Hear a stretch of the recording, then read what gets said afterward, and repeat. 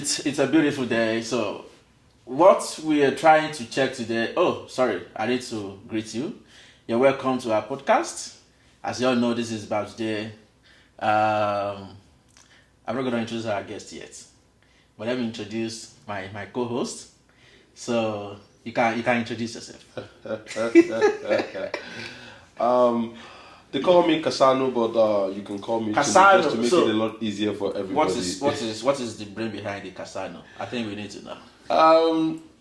Most times I try to keep it a secret. Secret. But in the course of the podcast, yeah, I know one of these days I will take my time to explain. It's a long story actually. All right. Yeah. So we got our guest here.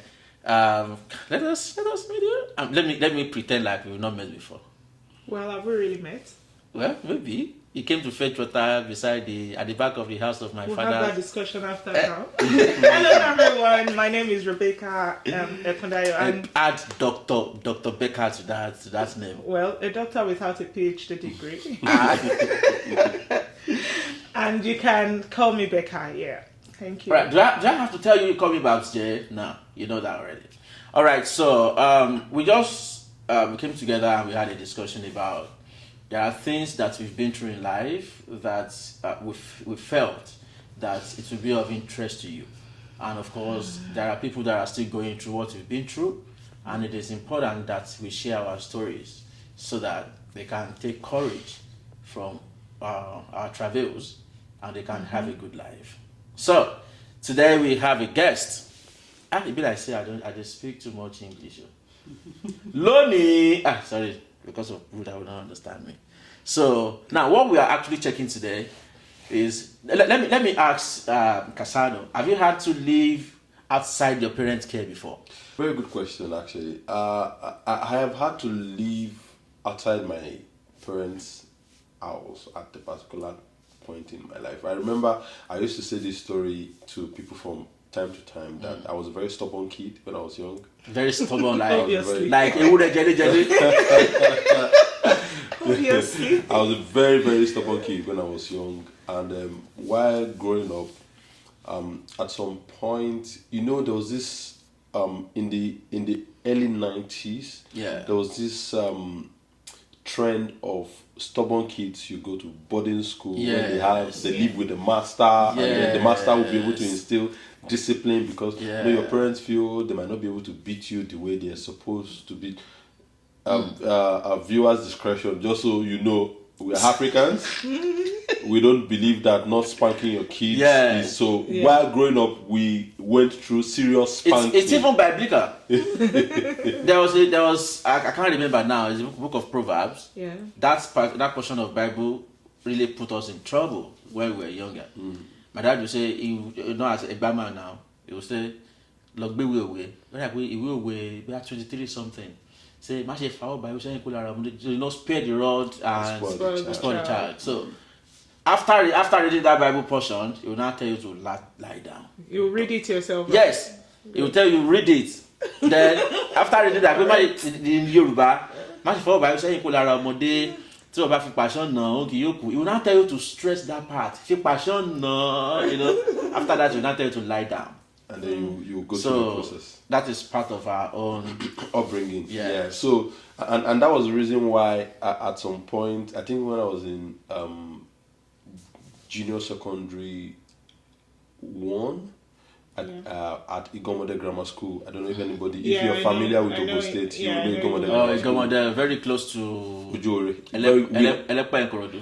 Don't mind him. It's not very far from my Oh, that's good. So. I did not grow up in the village. That's why. I grew up in the city. It's the best secondary school during my time. Yeah. Well, he's from Ogun State, so Igomode is in Ogun State. So let's just continue. No, the rural part of Ogun State. You can say that. Okay. I am from the Ogun City. Okay. Fair enough. So, my growing up was from GS1 to GS2. I lived with one of the masters then. It was not even a boarding school. I'll paint you a picture of exactly what it looks like. So you have this master who lives in a room and parlor, self-contained, just a room and a parlor, and then he teaches at Igomode Grammar School, and then my parents just came to school and then they said, who is the most principled Teacher. teacher here? And they said, oh, it's Mr. XYZ. And then they said, okay. They went to him and they said, oh, we want our son after school to come and stay with you. Again. And then they reached an agreement on the price. And then I would They paid? They paid. They Like really you were going to boarding It house was more like slave trade, like, okay, now We really- they sold me. for a period of time. Like But in you this know, case, they sold me, they didn't get money. They paid to sell for me to leave. they paid for you to be sold. So I remember we were four. We were four living with him.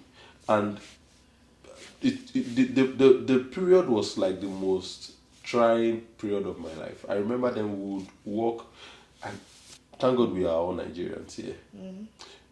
I don't know if you've gone to fetch water and then you had to walk about, and I'm not exaggerating, almost a kilometer to fetch water. Yes, it was that far.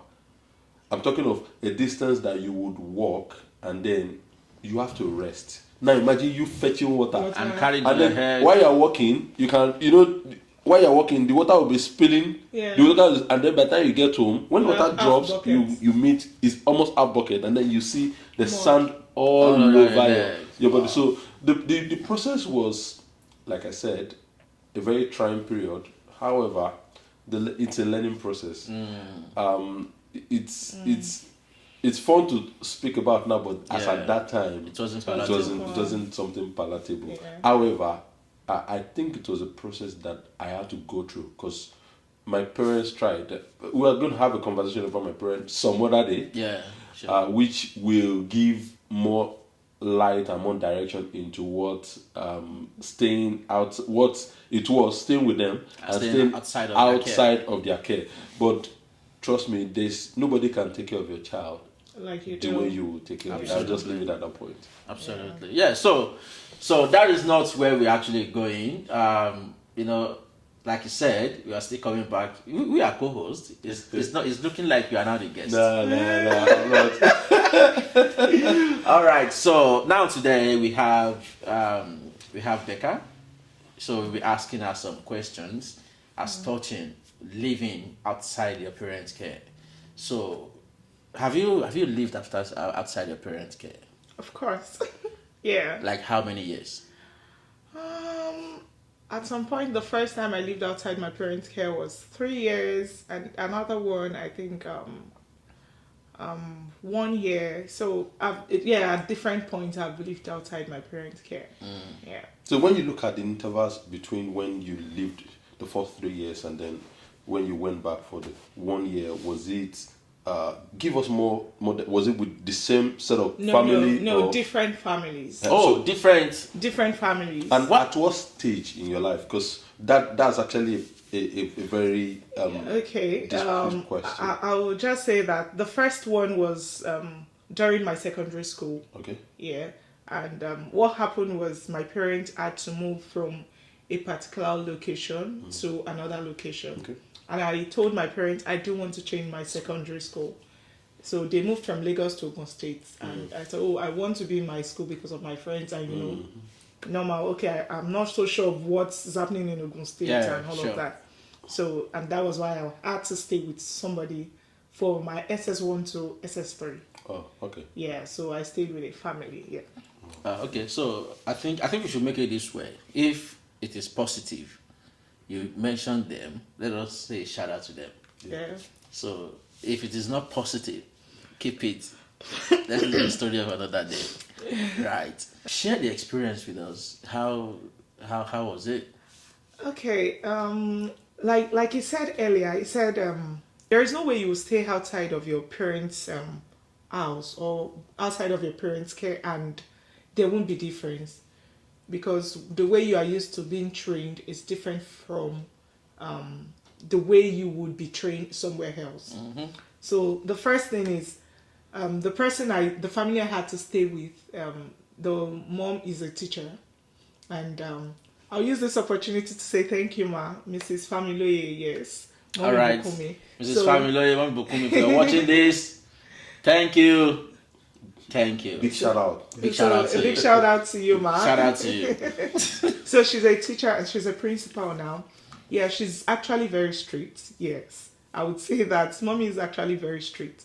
But then I would say another thing, that she wants the best for every child. When it has to do with education, she's an educationist, and she wants every child under her care, every child under her tutelage to be educated. And it might not come easy. Absolutely. It might not come easy. Yeah. And there are some youthful exuberances that that will be cut off in that process. I remember when I started living with her, I had a phone, a Nokia phone. I can't remember, this 3310, a higher version of it. And that was the phone I had. And there was this guy asking me out. I don't know if she knows, I don't know. But it wasn't as if I was dating the guy. I was just in SS1. I was not dating the guy. So, it would just call, and she just came out of the blues one day, and then she seized my phone. Again. And that was how I was able to lose connection with the guy. So throughout my secondary school days, one of the reasons I didn't have a boyfriend was because I know that mommy was not here. But shout out to mommy again. Shout out to mommy Try again. your mommy. Oh yeah, mommy, there you come. You were securing the future for someone. You don't know. So that was majorly the reason I didn't have a boyfriend, because I know that mommy was not there. There was not even time. There's no time for a rugby. Let me use that word. There's no time for all of that. So What is the English of rugby? there's no time for nonsense. Okay, that is Frivolities. Yeah. Okay, that is rugby. Yes. Okay. So there was no time for all of those. So it's just strictly church, your academics, and just your life. And that was how we were going, and it kept on like that. I had to learn so many things. I had to change my perspective and narration about some things because I stayed with her. Like what? Like, are you willing to share those things? Like, Okay, I would say that one of the narrations of things I changed about life generally is there is more to who you can be. There is no limitation to who you can be. And do not allow whatever situation you find yourself limits what you have inside of you. Although it was tough, it was difficult, it was not rosy at the beginning. And I remember my dad usually quotes this Bible passage for me there. And he would tell me that it was later on, after I got to our institution, I found out where that was in the Bible. He would just say that the suffering of now is not to compare to the glory that is found in you. And that's Romans 8:18. So it was later in life I got to know where that Bible verse is. And that kept me going anyway. So at times I would want to do some things, but I just, the fear of, I've got a disciplinary at home that would check whatever I would do. Yeah. I could not. They were lifestyle I couldn't live as a young child because I had a fear of someone in my life. I was going to ask you that I can see that in the line of the conversation we've been having so far. It's been mostly about mommy. yes. What role did The daddy man in that home play in your staying with them in at that time? disciplinary time. Okay, I would say daddy and mommy are two different people.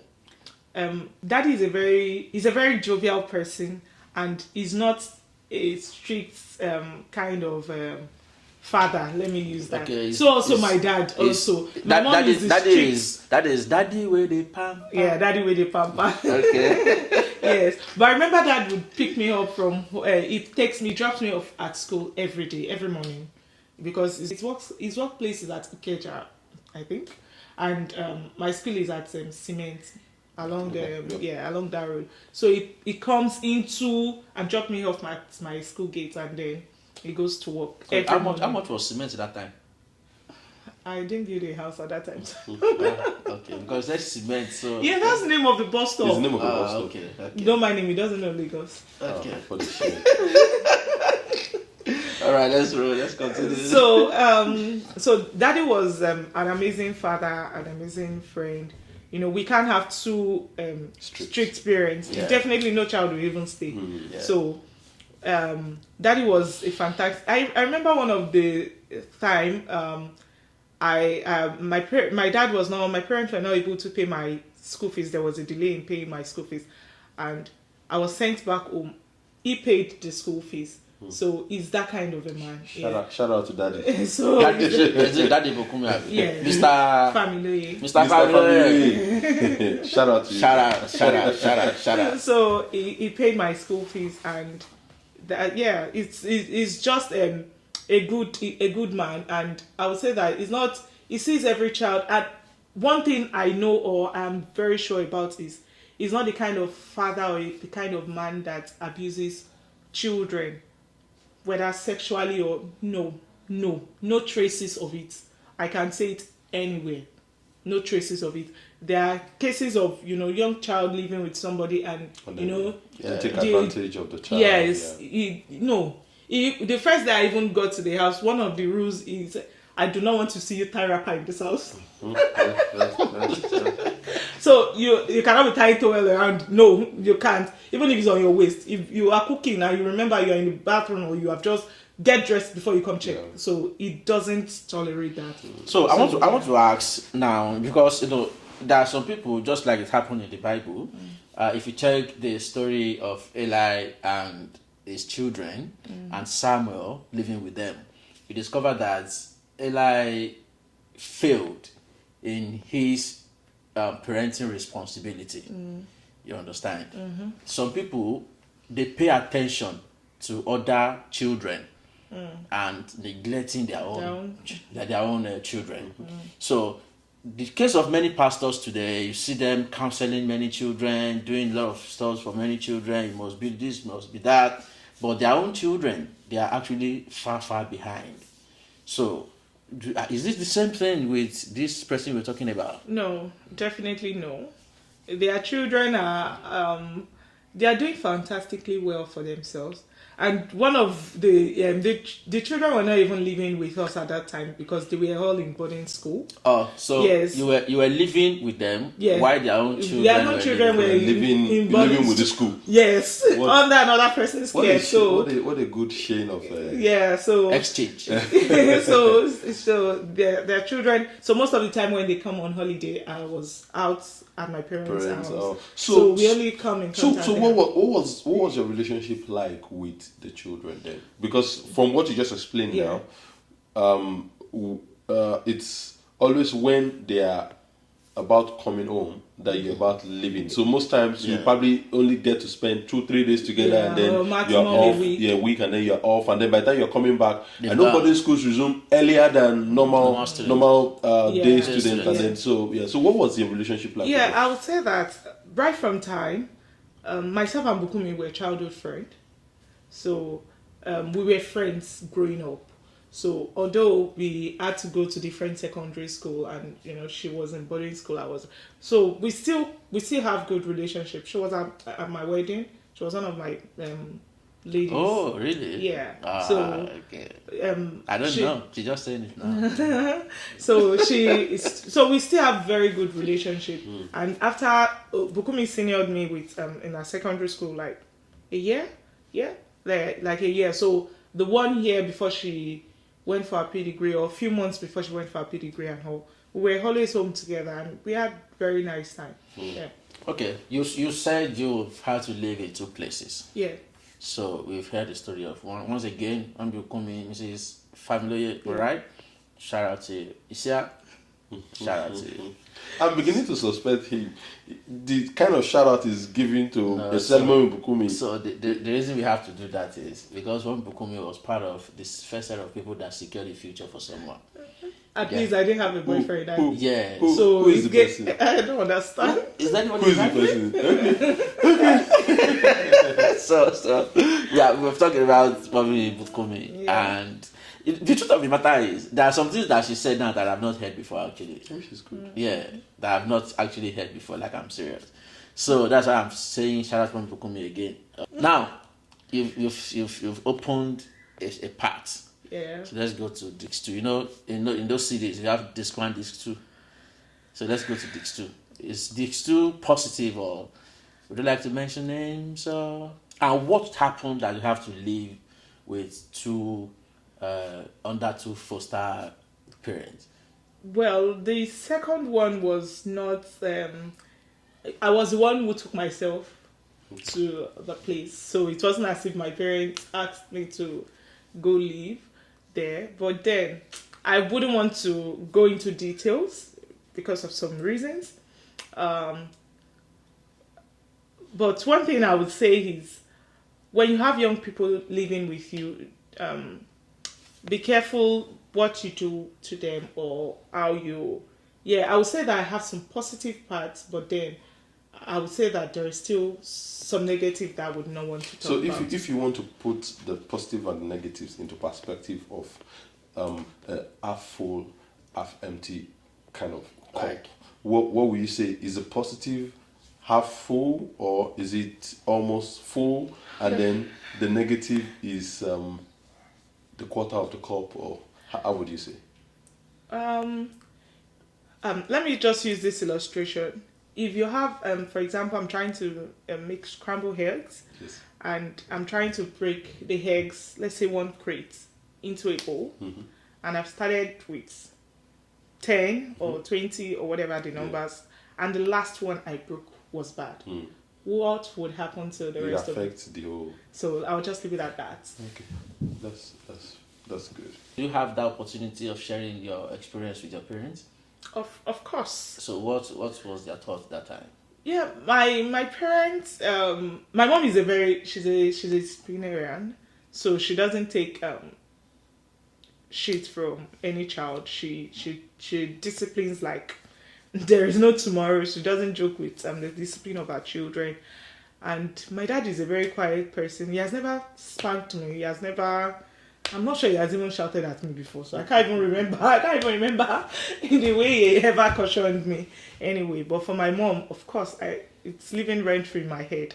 So even when you go to tell them what my dad usually say is what the Bible passage I said that the suffering of today is not to be compared with the glory that will be revealed in you. And my mom is okay. The most important thing, whatever you are going through, the most important thing is pick up the values from whatever you think, you might be going through, or the challenge that you might be having. Pick up the values and add it to your life, and that will be useful. So in everything that is good, pick up and everything that you might be going through, challenges, even now, whatever challenge you might be going through, pick up the values and let go of whatever emotions or odds you might be going through. Let go. Just pick up the values, and that's the most important thing. Because that is the reason you are going through what you're going through. So if you do not pick up those values, definitely you will have to repeat classes. So if I may ask, and this is out of curiosity, if you could turn back the ends of time, what were those things that you would have done in your foster parents' home differently, and then in the second foster parents' home differently, that would have probably changed the outcome of everything, that would have probably made it a lot better? Well, what would I have done better? Differently, not necessarily better, maybe differently. What would I have done differently anyway? Well, one thing I would just draw back is, as we are growing up or as young people, there are things that we want to do. There are things that we want to explore.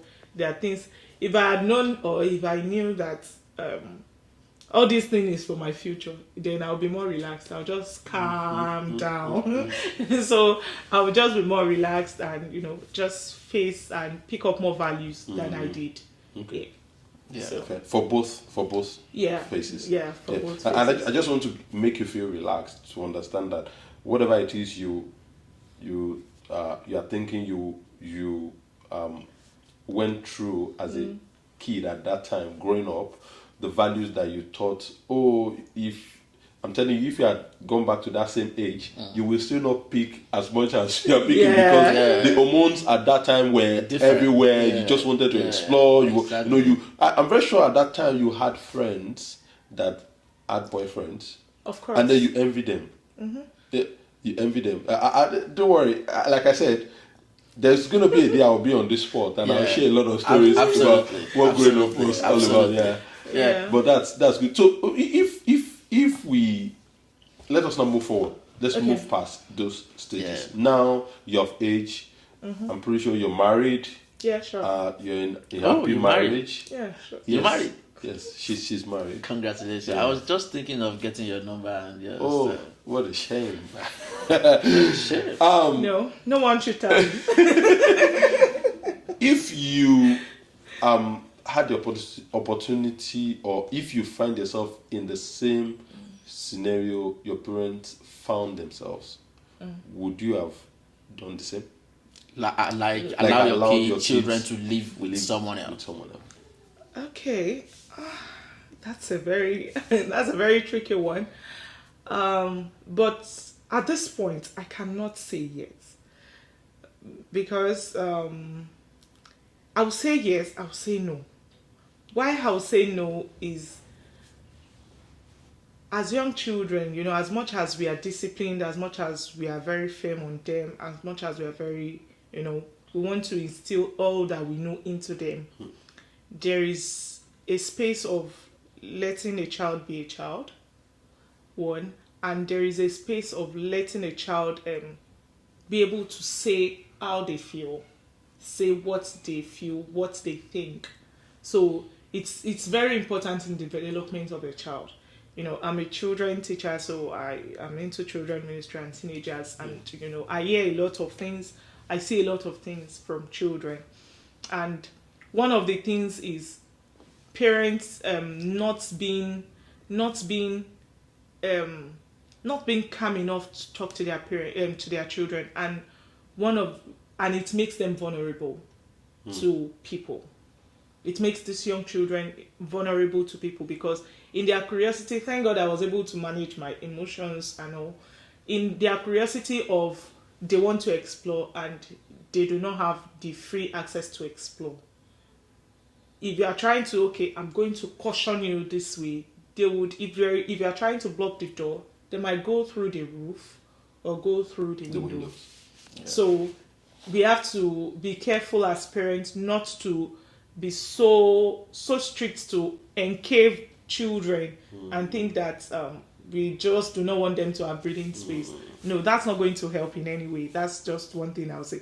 Because the way at which we train children, or the way at which I was trained, I might not be able to train my child that way. I agree with you. Yeah. Especially in this part of the world, you have to let the child talk. Yeah. Yes. Because if you do not let a child talk, you will not hear another thing. You will not hear the most vital information. And this is actually very important. I just think that one thing I want to talk about, or I would like to address, is parents should be open enough to let their children speak up. They should let their parents speak up. The children. Their children speak up. Thank you. They should let their children speak up because they are. And when they speak up, don't shut them down.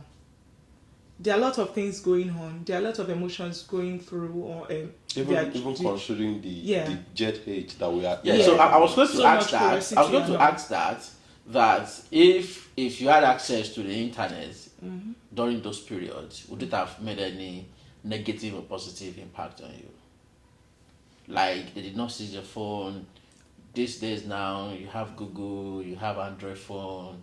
You have, the least phone you could find now is Android phone that can access internet, not the kind of phone that they seize from you.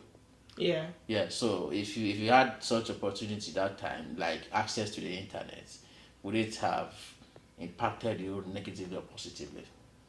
Well, maybe it just depends on the kind of content and with the way everything is lying online, it's very difficult to be able to guide. So what I would just say in the summary of everything is, in everything you are doing, as much as you're guiding your child, be intentional to guide them, not to engage them or to let them be, but do not take them out of your sight.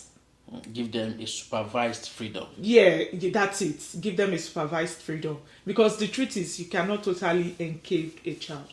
You cannot. So as much as you let them be, let them be a child, as you have to still supervise them. You have to still look into what they are doing. But if I may ask, considering the data that we have going on around now, Yeah.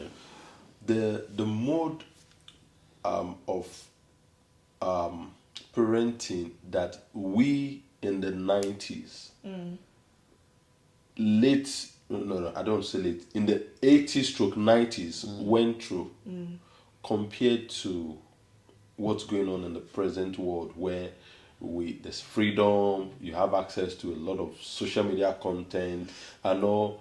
The data are not sitting too well. The 80s data seems to be a lot better than what we have now. And at that time, we never had the freedom. In my father's house, if you come home after 7 o'clock, Where are you coming from? I don't know where will you say you're coming from? I remember then when I was getting into the puberty stage, and girls would want to come and probably say hi to me. They were my friends, even when they had called me 1 minute before coming to my house. When they get to, because my mom had a store downstairs at our house, my mom will say I'm not at home. Wonderful. You can understand. So, like you said, I never understood what she was doing. I thought at that time she was being overprotective. Yeah. But now, I now understand exactly what she was trying to do. She was trying to protect my future. Yeah. And like I always tell people, you can only give what you have. Exactly. She trained me, or our parents did their best based on what they knew. Yeah. But with what we know now, do you think we are a more quagmire than what our parents, the access, our parents had limited access. I remember that time my dad would always give me his phone. Today this phone is hanging. What can I do to it? And then I will be the one to help him fix it and all. But now, I'm sorry, it's a different ballgame entirely. It's not as it used to be. So I'm putting you on the spot now. Yeah. Okay. You, with your experience of being a student teacher, you've spoken to a number of students, you've had things, the positive, the negative, the good and the bad. If you compare it to while you were growing up, what are those points that you can pick out and say, how I wish we could take this back to when I was growing up and not what it is at the moment? Okay. The first thing I would like to talk about is, like I said, that let children be able to speak up. And why I'm trying to emphasize that is because there are lots going on. And why we do not know that a lot were going on back in the years that we were talking about is because children had no effrontery, no courage to speak up. There were so many children that were abused. So many children molested, even by their so-called father. We have children, being under the care of someone and they were being abused sexually. I think that was, and that even was why, physically. That's why they sang the song. Ta mo fẹ́ sọ story ayé mi fún. Ta mo fẹ́ share body mi pẹ̀lú. So ta mo fẹ́ sọ story ayé. So even when children try to speak up, the society and even people shut them up. That no, how would you say such a thing? Uncle, this. No, keep quiet. There is a lot of shutting up here and there, and there is no way it's not going to affect the child. So the truth is, in this our age, we have so many damaged people. We have so many hurt people, and they've grown to accommodate the hurt. And most of them are in this our level, like our age group. This generation. So in the process of trying to correct what happened to them, so they move from this extreme down to another extreme. Do you understand what I'm talking about? Okay, the extreme of a child has to be expressive, a child can do this, a child can, let the child speak, and because of that, no one can caution the child anymore because they think that, or they are trying to use their own experience to correct things. But that does not still erase that children or young people were being molested, were being abused. And it's a very serious matter that parents and people that have young children under their tutelage have to be careful or have to be, you have to be open about, you have to be intentional have to about be it. aware. So that is one of the reasons, like I think I didn't answer your question the other time, that would I leave my child to live with. Why I said I'm not so sure is because I'm not so sure I want to leave my child to go through that route, because it's not going to be a nice experience hearing mom, dad, this. No, I don't want that story. I do not. You want to hear So I don't want to hear it around my children. So I would not. I'm not sure I want to leave my children, live where I cannot like confidently 100% sleep and close my eyes. Let them be. No, I wouldn't do that, because there are a lot of things going on. And at times it might not even be that the children are being molested. It might be that the children are being exposed to what they are not supposed to be exposed to. Some people, when they have young people around them, they are not careful enough to know the kind of content to expose children to. So they just, I was discussing with my husband some days back, and I said, one thing I appreciate my parents for is that as much as possible, they preserved our innocence. Yes, they preserved our. So there are a lot of things that I do not even know. I do not know until like later in life. So by the time I knew them, I already knew how to handle them. I was matured enough to know, okay, this thing is not good, this thing is bad. So as much as possible, they were able to preserve our innocence. We were not exposed to content that we are not supposed to consume. We are not exposed to just walking around the street or living anyhow. We're not exposed to that kind of life. So it's very that's why I was saying that as parents we have to be very intentional about not just about what will happen to the children, even about what they are being exposed to and how they are being trained. So it just depends how or what you want to train or what you want to bring out as a parent. Parenting is building. Yeah, absolutely. So you know the design you are trying to build. So and that's why what the you foundation of every building is very important, Yeah. because if the foundation is faulty, even the Bible says, what can the righteous do? There's nothing bricklayers will do. It's whatever you give them that they build on. they'll start Right. again. All right, so it's been very, very to start again is even difficult, Yeah. because imagine you've taken your building to the linted level and you discover the foundation is faulty. You have to bring everything down. So, oh my God, right? It's been a productive discussion. I think parents, they know that living, and there's one thing about some parents also. One thing some parents, they just decide, okay, let me just leave my children to go and stay somewhere for no reason, because they just want to flex, because they just want to live their own life. They see children as Body. as burden. They see them like, you are not giving me the freedom I want, the freedom I desire to live my life the way I want to live it.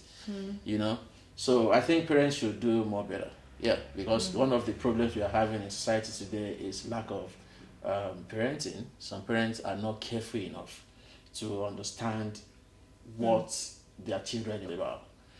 Right. So, do you got more questions before we wrap it up? I was just going to say, while we're wrapping up, is to our viewers at home, to those listening, I just want to ask this last question, just to so what advice would you give to upcoming parents who are probably expecting their babies, or they still have very little babies, and they would soon start this, especially this kind of environment we are in, where you cannot always be with your kid. No matter how much you try, you cannot always be with your kid. What kind of advice, based on what you've heard from kids, say? What are those points that are very constant, that they reoccur from time to time, that when the moment they start the story, it sounds familiar, and you say, oh, okay, I know where this is probably going to end. What are those things that I want you to put in form of an advice for parents out there? Okay. What I would say is, before you bring forth a child, be sure that you will be accountable for the child before you bring forth a child. So before you start, okay, I want to have a child, I want to start having children. Or Be start sure that parenting. before you start parenting, count your cost. The first thing is financially, spiritually, physically, emotionally, you know, All leads. all the leads. leads. Just make sure that you're there because the child needs you and the child is dependent on you. That's one thing you have to be sure of. So before you bring forth a child, be sure that you are accountable for such child or for such children. So don't just bring forth children because it's time or I'm married and I have to. You don't have to. Yes, it might sound harsh, but you do not have to. If you cannot be accountable for them, you do not have to. And this mentality of once you get married, it is by fire by force that you have to. We are Africans, but then I will still have to say this: you do not have to. But then, if you have to, make sure that you are going to be there for the children, because these children, most parents find it difficult to balance emotional needs from differentiate emotional needs from financial needs. They think when they are able to cater for their children financially and that sorts everything out. No, they even need you more emotionally emotionally and spiritually than in every other thing. So one thing is build up your children in the Bible already says that train up your child in the way he should go, and when it grows, it will not depart from it. So build up your child the way you want them to grow. Instill those morals in them. Don't think that okay, I would start instilling these morals at this point. Start instilling that morals from now. They are not too young. They are not too young to start learning what is right. They might not understand, like we were saying the other time. Your mom said he was not around. You did not understand at that point, but later on you understood. And so also there were other things that happened that you do not understand, that I do not understand. But start now. Start now and prayerfully back them up. So that's yeah. Yeah, thank And you very talk much. to your children. Yeah, always talk with them. Let them be free enough to speak with you. It might not be the case of even abuse. It might be the case of they exposing themselves to adult content or content they are not supposed to be consuming. In how they discuss. Even seeking advice. In how they discuss, from what they say, you'll be able to pick, oh, this is what this child is up to, and this is what is going on, and you'll be able to address and correct as needed. Yeah, thank you very much, Dr. Becker. Dr. Becker. We have come to the end of the podcast. Yeah, so sorry, before we end, Yeah. I want to ask you and I want you to advise people that are living that they are not currently living under the care of their parents. They are living with one family member like you did. Okay. So, and the truth of the matter is, a lot of them now watching us now, they are going through a lot, and they don't know how to go about it. So you've been there, you've been through the bad and the good. So in just one or two sentences, can you advise people in that category before we call it a day?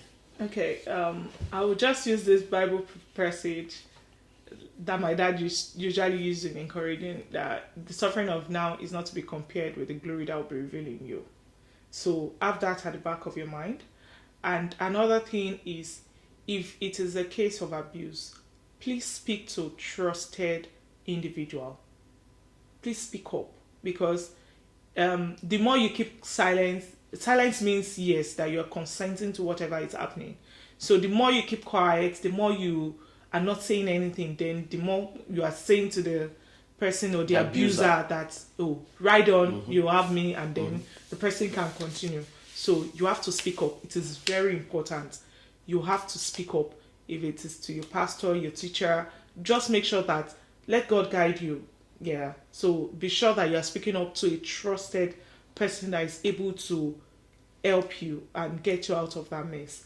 But if it is the case of I'm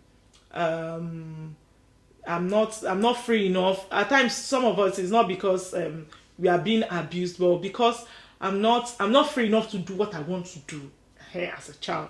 I want to run away. I want to, all of those things might be flying in your head.